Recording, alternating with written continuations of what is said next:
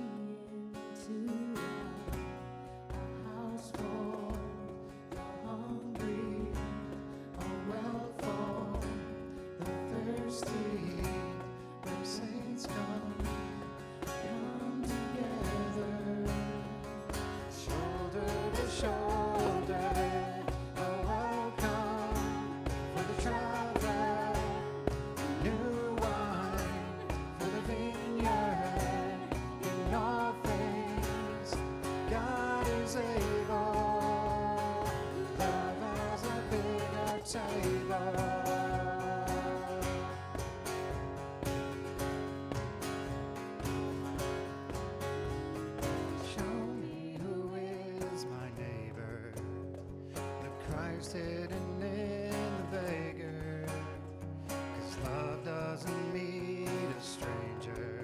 Love calls them friend, welcomes them into our house for the hungry, a well for the thirsty, where all saints come together, shoulder to shoulder.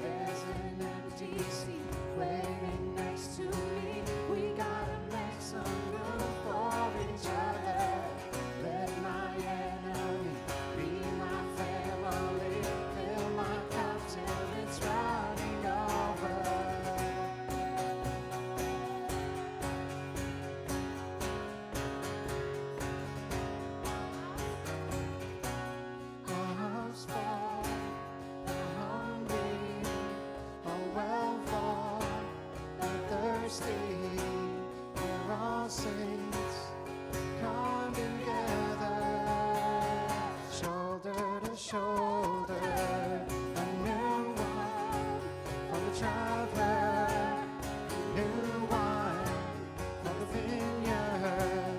In all things, love is able. Love has a bigger table.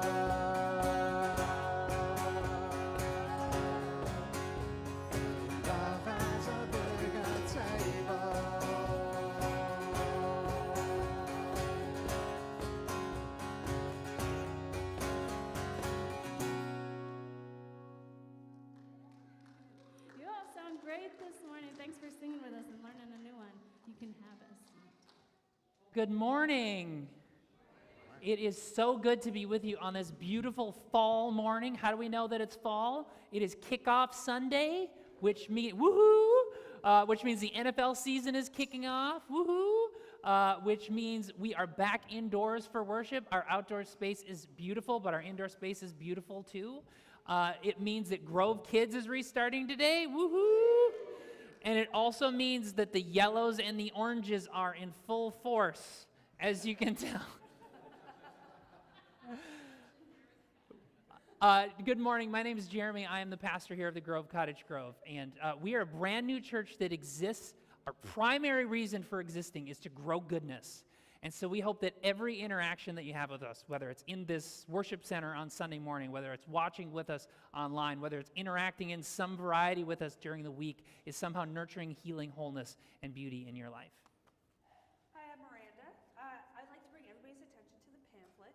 On the inside, you'll notice a sheet that if you could fill it out, it just lets us know that you're here, a little bit about you, and if there's anything you're interested in the Grove. In the back is where you would put those sheets. So straight back by the doors, there's 2 baskets. Just drop them in there on your way out. Yeah, and then with the kids. Yeah, so we will, there's lots of other information inside of the handout that tells you basically everything you need to know if you are new or newish to the Grove, why we exist, ways of giving, and more about our kids ministry. You're going to hear a lot more about the kids ministry in just a few minutes, so we're going to hold off on some of those details. I'm going to turn your attention, though, to the back of this, because this has the 3 most important things for you to know that are coming up or happening this month, or at least you need to know about, and we need to start working on this month. So the first one is the pop-up pumpkin patch. The pop-up pumpkin patch is not happening this month. It's happening on October 15th from 2 to 5 p.m. This was our biggest event to date. Last year we had over 400 people here. We basically said, hey, what if we handed out free pumpkins, had sorts of activities like a pumpkin patch, but you just came here instead of going to the place. We had no idea what we were doing. We have a little bit more of an idea what we're doing this year. And according to Facebook RSVPs, we're up from 400 people last year to 2,600 this year, which is awesome and a problem. So we need help. So if you are willing to help in some capacity on that day or in the planning before it, we're looking for people who are willing to show up early and set up, come late and tear down, people who are willing to handle those activities, hand out cider and popcorn the day of. There's lots of different things that if you're interested in helping us to manage that many people and all the problems that come along with it, you can either scan that QR code or go to that link and sign up, and we will be in touch with you about how to get you involved. The second thing to know this month is that we are, as a part of kicking off our fall and kicking off this new series, we're also kicking off a stewardship campaign. We want to grow goodness, and we want to continue to be able to grow goodness and to reach more people to grow goodness, and that takes financial sustainability. And so over the next 6 weeks, you're going to be hearing much more about that, the things that your giving goes to, how to give, how to even have the conversation around giving and generosity. And we're going to put some goals out there.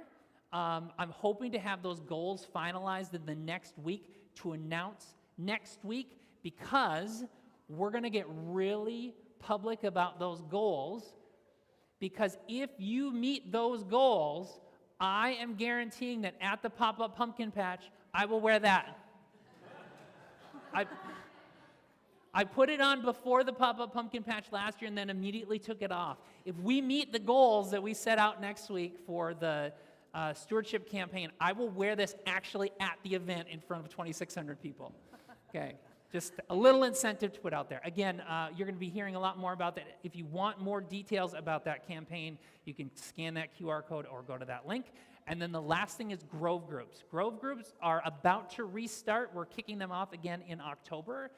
We're taking signups now, though. Grove Groups, as it says, are the #1 place to learn, grow, and build meaningful relationships. You can kind of think of this as your church within a church. 8 to 12 people that you get to know really well, where you're able to build meaningful relationships, you're able to care for one another, you're able to serve alongside one another. 2 changes from last year or previously, if you had been involved in previous iterations of Grove Groups. #1 is the expectation is that you only get together once a month. It's hard to do more than that. So like if you're able to find a time to get together as a group 1 time a month, that's a huge success and is going to go a long ways towards building those meaningful relationships with people. We want to set you all up for success. The second thing is that rather than having an additional book or study that goes along with it and an expectation of, you got to be reading, folks, we're tying it to the worship series. So that at any time that you meet during the course of the month, you don't have to do any additional reading. You're just going to be discussing the stuff that we are all consuming anyways. Does that make sense? So again, we're going to be taking sign-ups for the next several weeks. I would encourage you to get signed up as quickly as possible. If you want to learn more or to sign up, you can go to that link or scan that QR code. Okay, this is usually where we do the kids, but we will have the kids announcement in just a couple minutes. So at this point, we're going to move into a part of our service which we call connection point. Again, building meaning for relationships, especially as a brand new church where we are all new at this, is incredibly important. So in a moment, I'm going to have you stand up, find somebody next to you that you don't know or don't know very well, and to ease the discomfort a little bit, we give you a prompt. So a question where you can introduce yourself and then discuss this question.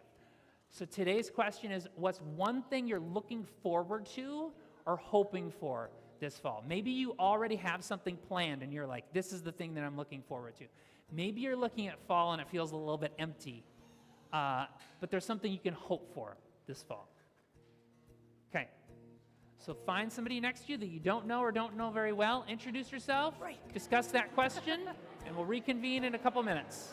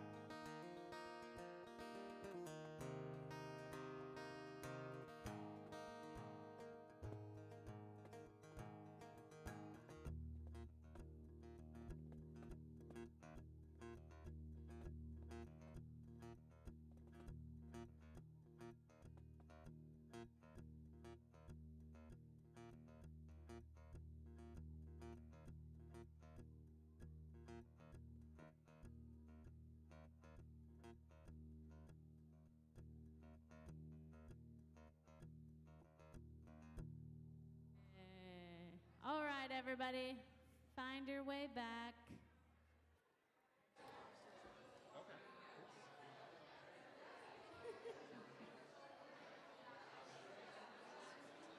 Why do I always have to be the guy that breaks up the party.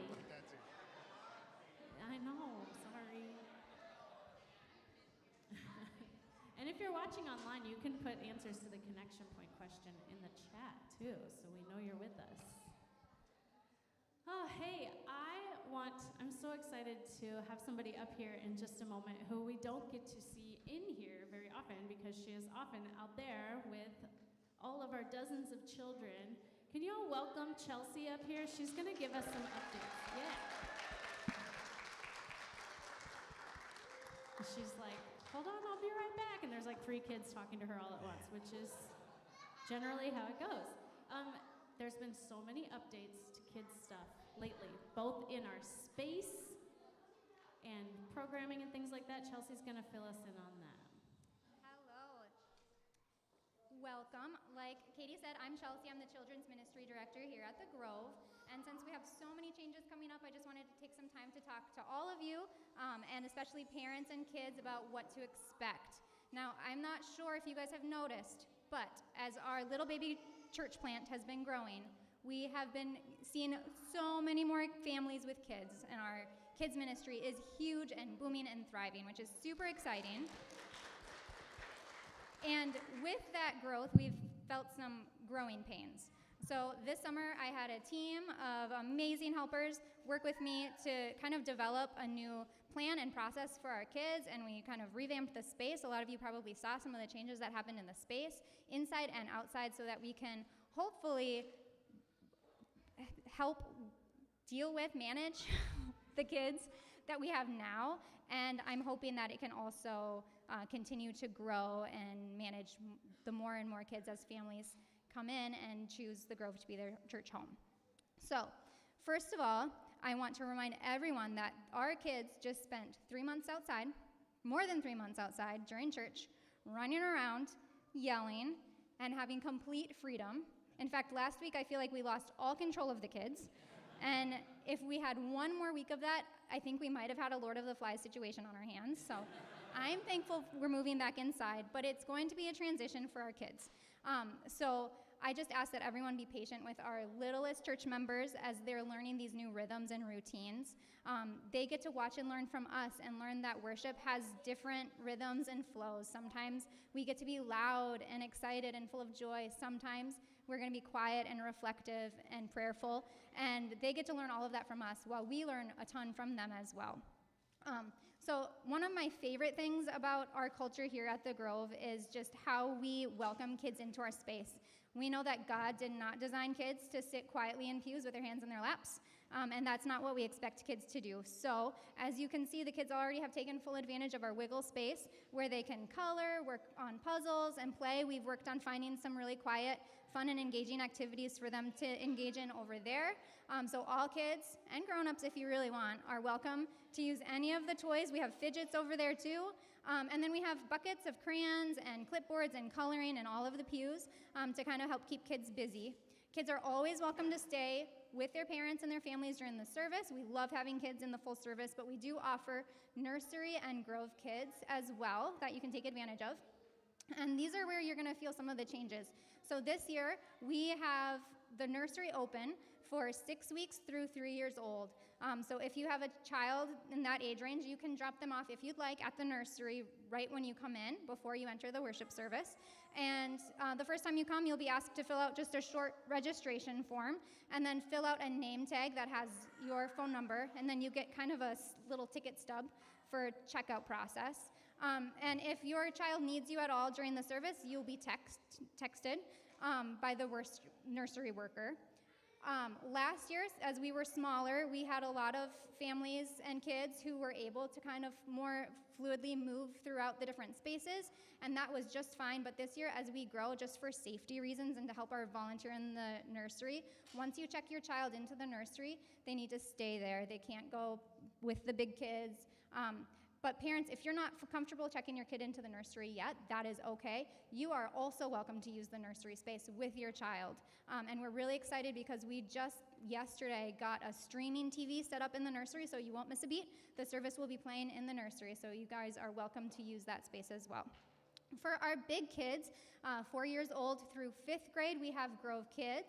and that is a play-based curriculum where we are reading Bible stories together, and then the kids have time to play, interact, and learn from the story with art projects and different play activities.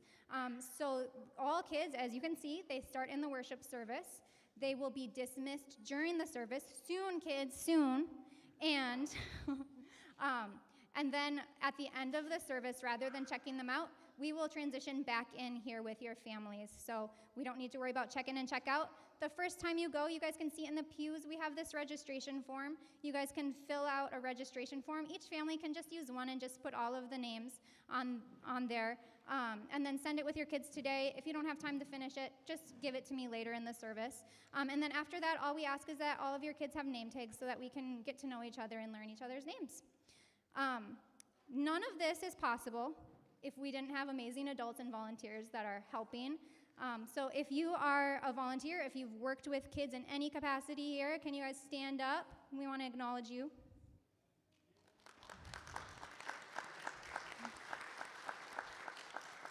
So if you look around, this is almost our full team. As you can see, we have a lot of kids and not a lot of volunteers. So if you are a parent who has been enjoying being able to send your kids off to learn and play and enjoy some coffee time during the service, if you are an adult that loves spending time with kids, or if you are a middle schooler or high schooler and want like a free pass to not have to listen to the boring bald guy talk up here, come and see me. I would love some more help with our kids as we continue to grow. There is also a sign-up sheet by our Grove space that you can sign up if there's any Sundays that you're interested in helping out. And if anyone has any questions, feel free to always come in and ask. Thank you so much.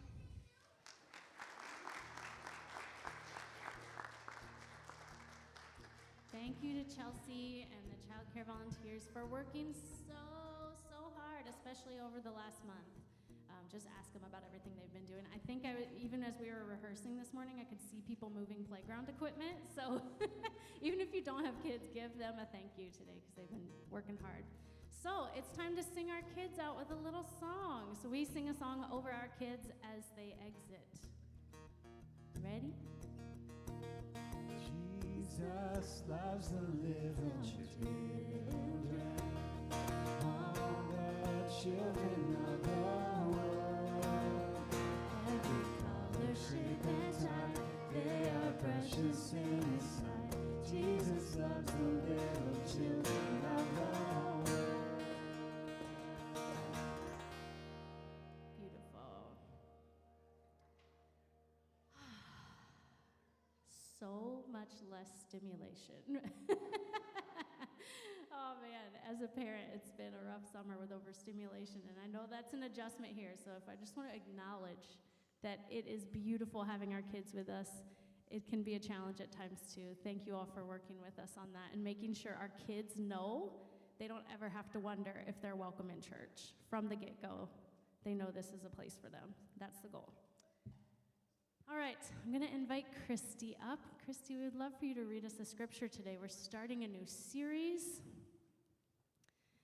called which is a funny name. You'll hear more about it in a bit. But, I think Chelsea accidentally took your scripture when she left. It is on the screen. It's a little hard to read. I am too old to read that part. Sorry about that. Can you read it? You could... It's up here. Oh, she's going to grab her. Or here, let me give you my microphone, and that way you can turn around. Just stay here so we don't have you. Okay. All right. Well, hey, it's good that I've had a very fun life and am used to, things just going wrong. There's an opportune time to do things. A right time for everything on earth. A right time for birth and another for death. A right time to plant and another to reap. A right time to kill and another to heal. A right time to destroy and another to construct. A right time to cry and another to laugh. A right time to lament and another to cheer. A right time to make love and another to abstain. A right time to embrace and another to part. A right time to search and another to count your losses. A right time to hold on and another to let go. A right time to rip out and another to mend. A right time to shut up and another to speak up. A right time to love and another to hate. A right time to wage war and another to make peace. But in the end, does it really make a difference what anyone does? I've had a good look at what God has given to us to do, busy work mostly. True, God made everything beautiful in itself and in its time, but He's left us in the dark.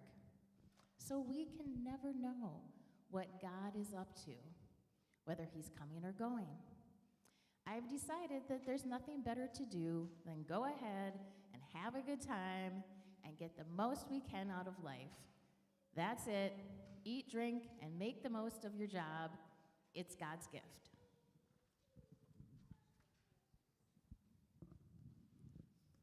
What a scripture. We'll dig into that in a moment, or Jeremy will help us. I want to also, before I forget, I want to make sure you know, well, and let me say, we usually don't talk this much during service, so if you're new and you're like, geez, they talk so much.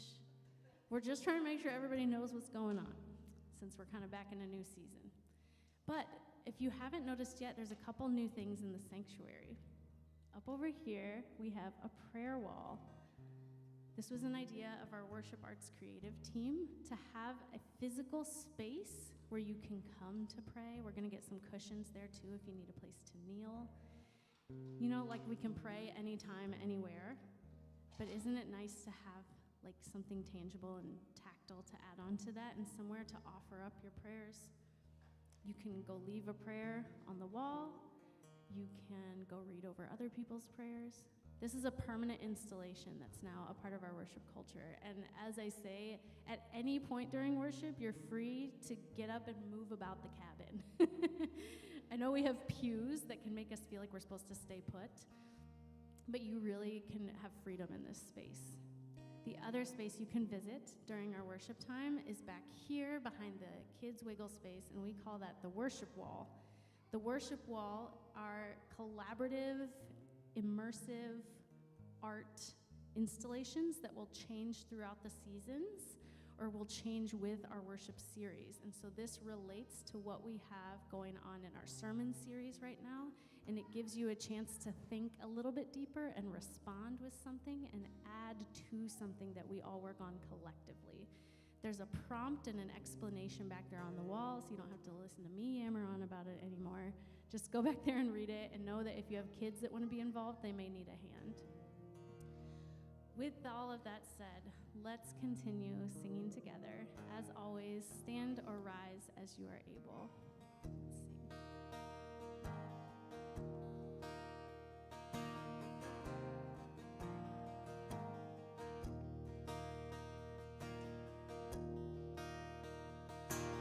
Teach me that it all belongs, that everything is sacred. I eat the bread and drink the wine, but help me love my neighbor, and show me how to hold this life, 'cause I don't want to waste it. No, I don't want to waste it.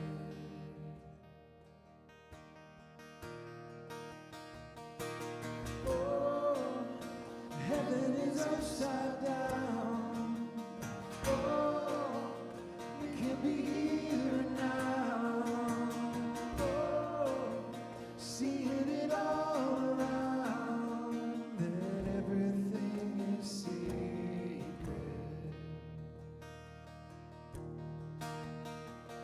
The ordinary shines and glows, filled with your intention, and you don't see the lines we draw between secular and sacred. So show me how to hold this life, 'cause I don't want to waste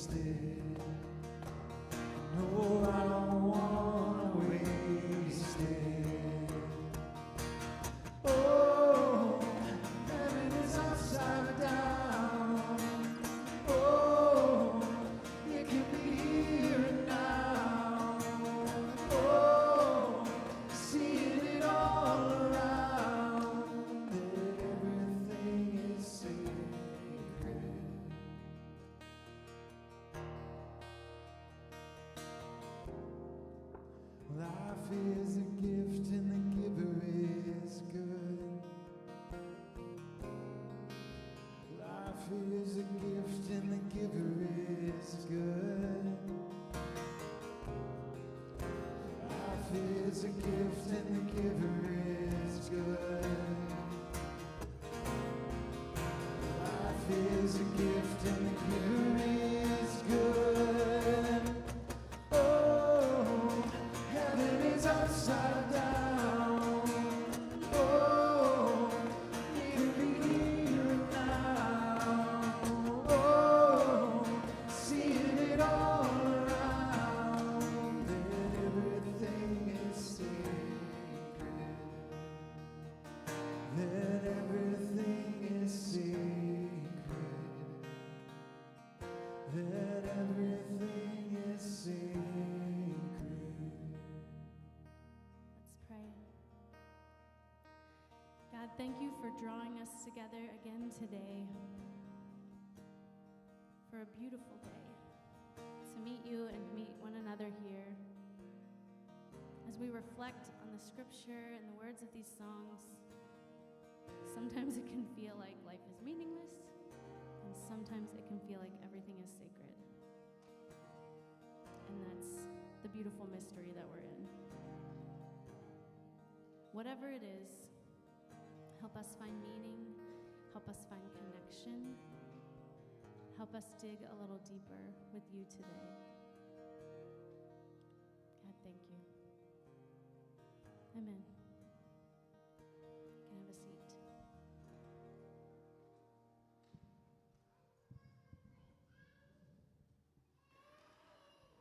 So we are beginning a new worship series today, as we've mentioned, and it is simply called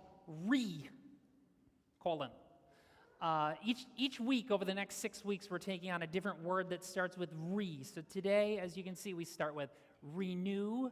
Next week is relate, then it's recalibrate, remember, recommit, and then revelation. We're going to be talking about the book of Revelation in that one. That will be an interesting week.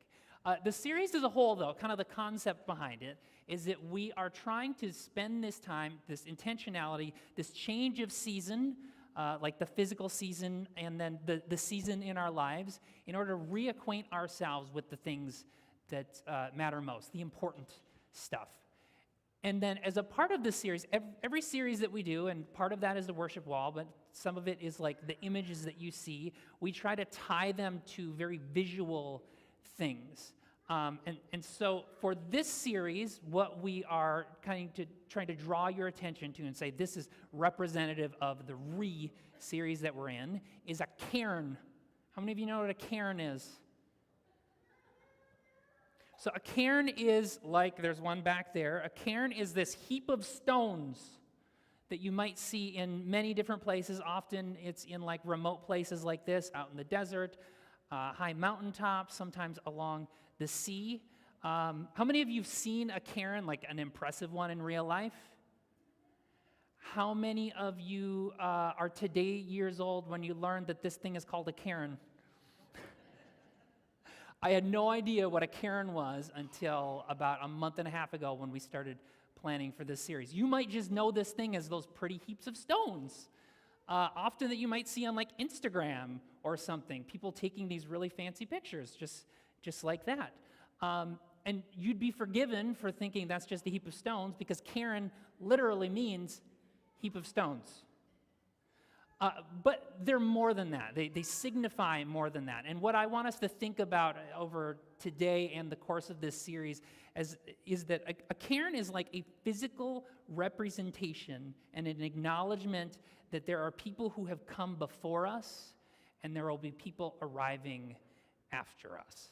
So the function of cairns, at least their original intent, beyond like Instagram posts, is that cairns were sometimes used as like these symbols of memory for people or important places that have come before. There's actually stories in the Bible where God instructs God's people to build something, and it sounds like a cairn, and it's like to mark a grave site or to mark an important place or an important thing that happened.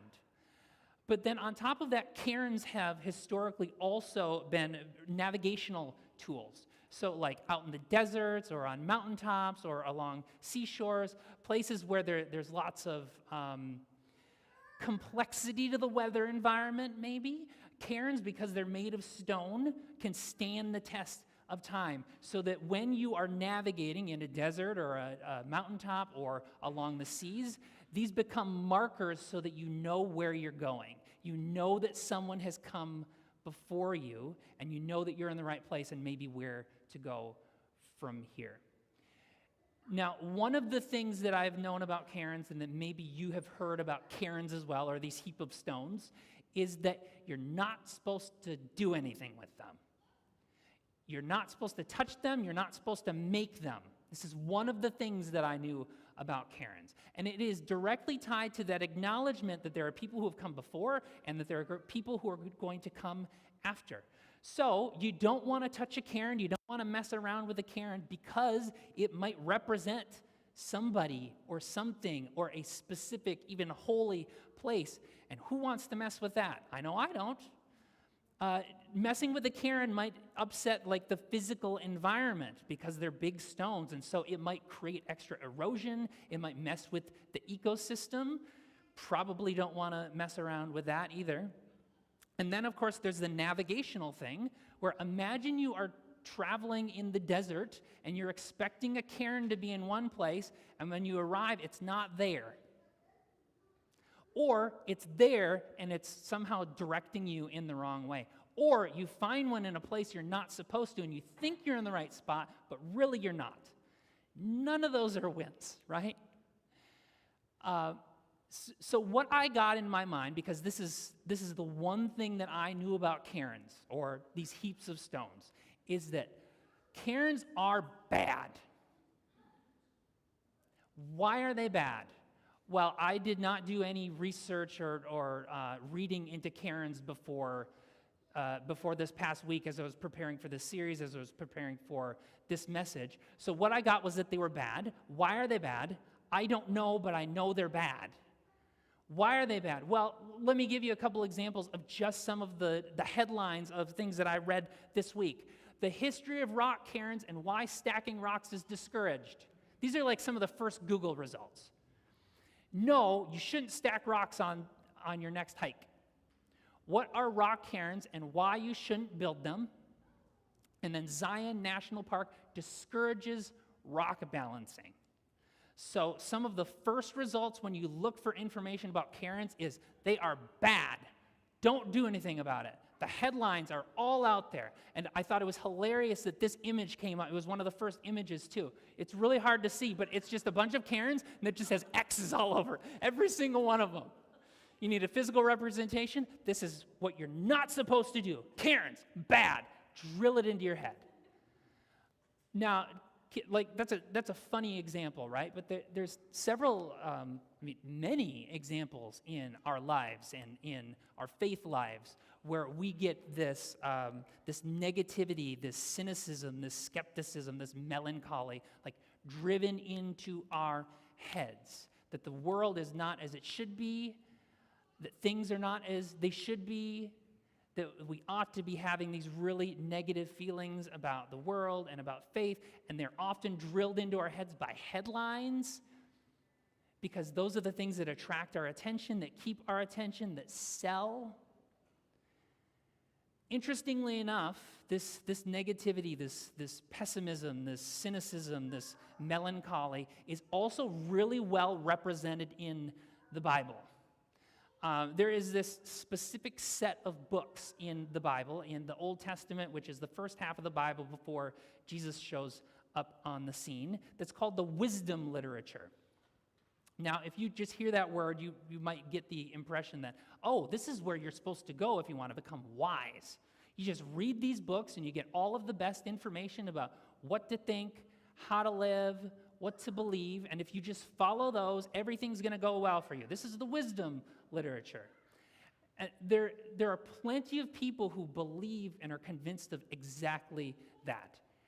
Whether it's the wisdom literature specifically or the Bible in general, the idea is that the Bible is an answer book that it's a roadmap, that it's an instruction manual.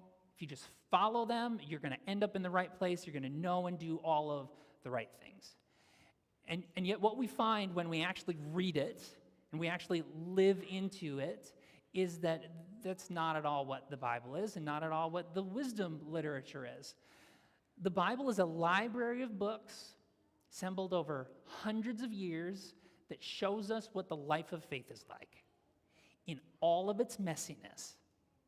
In all of its messiness. And in that messiness, there are pieces of wisdom to maybe help us navigate that messiness. And perhaps the most messy of all of the places that you could go is the wisdom literature, and specifically the book of Ecclesiastes, which is what we're going to look at today, and Christy read from just a few minutes ago.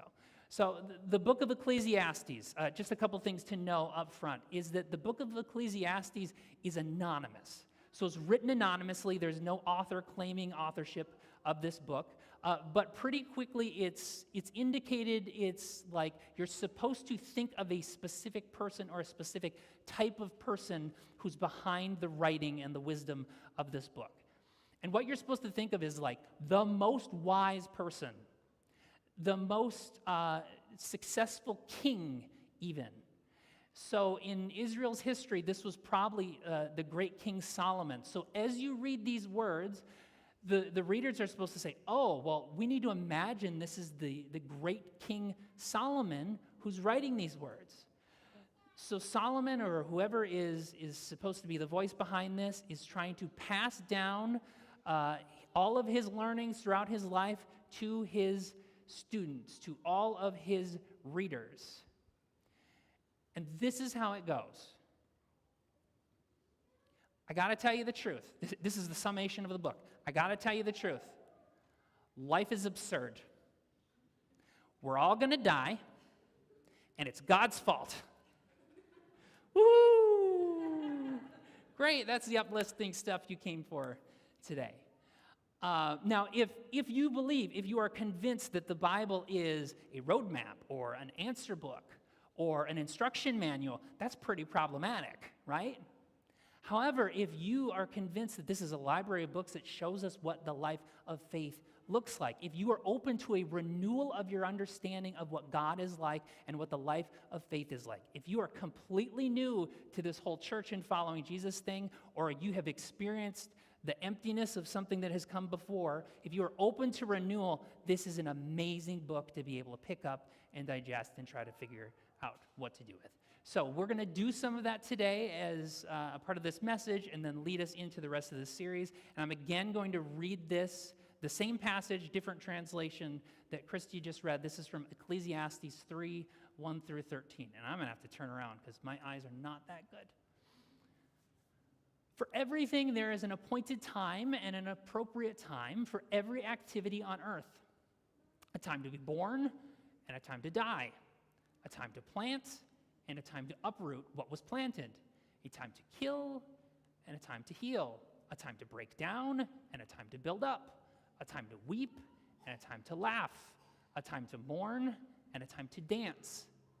A time to throw away stones and a time to gather stones, a time to embrace and a time to refrain from embracing, a time to search and a time to give something up as lost, a time to keep and a time to throw away, a time to rip and a time to sow, a time to keep silent and a time to speak, a time to love and a time to hate, a time for war and a time for peace. What benefit can a worker gain from his toil? I have observed the burden that God has given to people to keep them occupied. God has made everything fit beautifully in its appropriate time, but he has also placed ignorance in the human heart so that people cannot discover what God has ordained from the beginning to the end of their lives. This is probably the most popular, most well-known passage of the entire book of Ecclesiastes. Now, probably that is due in large part to a song that was written in 1965 by the Byrds called Turn, Turn, Turn. I was going to actually play it, but we probably would have gotten our live stream booted off of Facebook. So just as a reminder, if you don't know this song, for everything, turn, turn, turn. That's as close as you're going to get to me singing in church. There is a season, turn, turn, turn, and then it goes through the list, right? So this is probably why this passage is known really well. Another reason, though, is it works really well for being able to slap it on things as you're changing in seasons. So as you're changing in seasons of life, or as you're changing in seasons of the year, from like summer to fall, it goes really well on like Hobby Lobby artwork. Or on, again, an Instagram post that has like a steaming cup of coffee and like a decorative gourd behind it. So like, it's a really nice thing. And some of the sentiment is the idea that, especially with that closing part, the sentiment is that God has done all of this. God has put all of this into motion. God is behind all of it. And so God's got this. This is a perfect example. That sentiment is a perfect example of getting the message right and the tone wrong. The author of Ecclesiastes is not excited about the fact that God has done all of this and that God is responsible for it. In fact, let's go back to those last few verses and read it with a little bit of a different tone, maybe a sarcastic tone. What benefit can a worker gain from his toil? I've observed the burden that God has given to people to keep them occupied. God has made everything fit beautifully in its appropriate time, but he has also placed ignorance in the human heart so that people cannot discover what God has ordained from the beginning to the end of their lives. So to translate that a little bit, God is responsible for all this. God has done all of these things. God has put all of these things into motion, and we're just like keeping ourselves busy to kill time. We're not accomplishing anything. One thing that God has given us as human beings is an intellect, a brain that understands that there's things that have come before us, that there are things that have come behind us. We have an understanding of the movement of time, but we can't do anything about it. We can't change anything. We can't affect anything. Life is absurd. Again, the high-quality content that you showed up at church for. But no joke, this is the high-quality content that you should show up for church for. Why? One, because this is straight out of the Bible. And two, it is straight out of the Bible because it is an example of what the life of faith looks like in all of its messiness. How many of you have at one time or another thought life is absurd? How many of you at one time or another looked at the world and said, this is not what I was told it was supposed to be like? How many of you have looked at the world and asked the question, is there actually anything that I can do to make a difference? Ecclesiastes gives voice to that. And church ought to give voice to that, to acknowledge it, to acknowledge that pessimism and that cynicism and that melancholy. Why? Because it's a part of what the life of faith looks like, and also so that we can maybe do something about it. So maybe we can wrestle back some of our own autonomy, our own agency, and say, yeah, we can acknowledge that this is the messiness of the world, and maybe we can take the next right steps to actually do something that might, maybe, possibly bring renewal for ourselves and for our world. Because here's the thing, if we're able to do that, if we're able to acknowledge all of that stuff, if we're able to look at the cynicism and the skepticism and the melancholy and all of the realities, the messiness, and still move forward together, we're basically indestructible. Like, what then is going to knock us down? Almost like a good old-fashioned cairn. So if you know my story at all, you know that I am no stranger to skepticism and pessimism and melancholy about life in general or faith specifically. It was almost 4 years ago exactly when I had just recently wrapped up my previous church plant, where I was on the beach in Charleston, South Carolina, and my wife, Chelsea, who you just met a few minutes ago, asked, do you want to be a pastor again? And I said, I don't know that I do. I don't know that I do. It's just too messy. So I get that. I get it on a very deep personal level. And one of the things that I became convinced of, that I continue to be convinced of, is that renewal is actually still possible. That acknowledging those difficulties, acknowledging that messiness, and believing somehow, some way, possibly, maybe, that renewal, personal renewal, communal renewal, institutional renewal are possible, drives me to keep on going.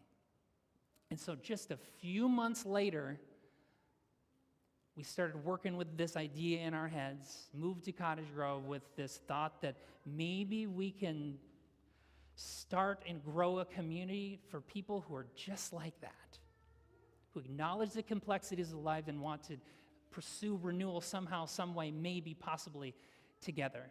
And to create a space for people who felt like they needed to leave the church or never felt welcomed in the first place.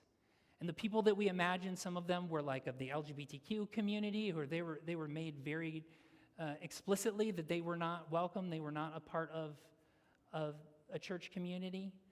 For some people, it was those who had doubts or questions or uncertainties about faith that were also clearly not welcome. For some people, we imagine people who are completely new to this whole church thing, but the barriers for entry, all the weird stuff that's going on, all the weird words that get used, just become too difficult to enter in. And then we also envision these people who had young children, older children, who imagined something, wanted something that they would be able to hand down, that their offspring would be able to take and live into. 3.5 years later, folks, that idea, which started right here, looks like this. We're growing something. And it's incredible to be able to stand back and watch as this community acknowledges. We get to talk about this stuff from the stage, right? We get to acknowledge the messiness, acknowledge like the pessimism and the melancholy and the skepticism, and say, you know what, we're going to do this together, though. We're committing ourselves and we're committing this community to believe that renewal is possible in our lives and in our world. There is a time for throwing away stones, and there's a time for gathering them. There's a time for building something that will stand the test of time, believing that someone is going to arrive behind us on the same journey. So as we move into this new season of the year, this new season of life even, may we embrace it as a season of, as an opportunity for, maybe as an excuse to believe that renewal is possible. May that be so.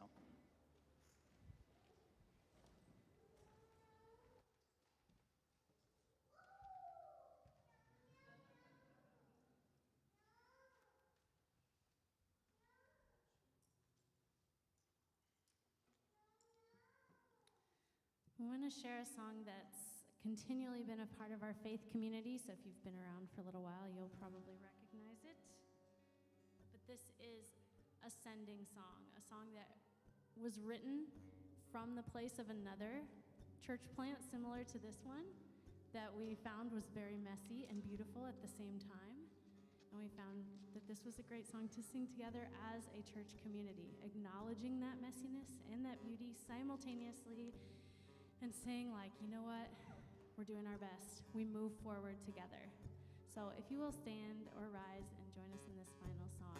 And maybe we'll see our kids soon. Maybe not. They were painting, Chelsea said, so we might keep them out.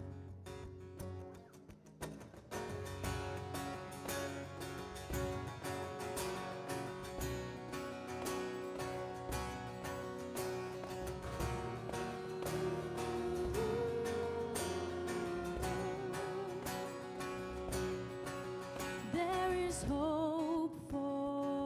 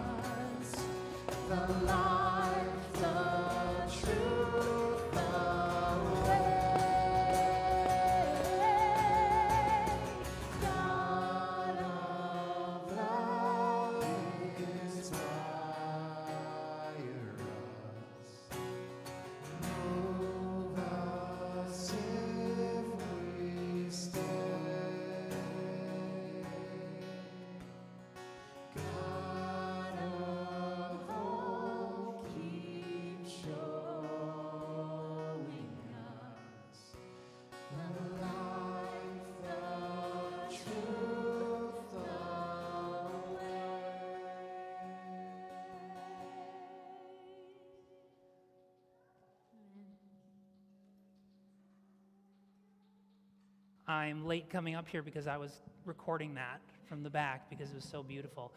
It is so good to be with you. It is so good to truly have this community that believes in renewal, that believes renewal may be possibly, potentially, could be possible, and to wrap that all within the idea of growing goodness. So if you are looking for a new church, we would love to be your church and to have you contribute to that vision of growing goodness in ourselves and in our community. As we go from here, I've got two quick notes. Number one, Grove groups. Truly, if you are part of this church community, if you consider this your church home, we'd love for you to get connected with the Grove group, the number one place to grow those meaningful relationships. You can go to our website, just thegrovecg.church/groups to be able to sign up. We're going to be plugging them more and more over the next month, but I'd encourage you to do that as quickly as possible. And then the second thing is, it is Kickoff Sunday, which means we've got food outside in the Commons area, tailgating food of all varieties. It is not a potluck. Let me get that clear. Someone said, you're having a potluck this morning. No! We're having a tailgate party, and it happens to be in a carpeted room. So feel free. Feel free to stay afterwards, even if you didn't bring anything, especially if you didn't bring anything. Be our guest, enjoy the food, enjoy the conversation with other people who call this church community their home. Oh, the last thing is, because we said if you're interested in wearing a jersey, you can wear a jersey because it's NFL kickoff today too. I'm wearing a jersey under here. I said I would not wear it to preach. Is it green or is it purple? It is. Hold on. And dressing on stage. It is teal. Jacksonville! Bortles! Anybody who gets that reference thinks it's awesome. Okay. I had a sending blessing. You're already standing. I'll have you extend your hands. I had a sending blessing, but in listening to that last song, I'm actually going to have us say it together. So as our sending blessing, we're going to say together the chorus of the song that we just sang. Okay? Ready for this? God of love, inspire us. Move us if we stay. God of hope, keep showing us the life, the truth, the way. Let it be so.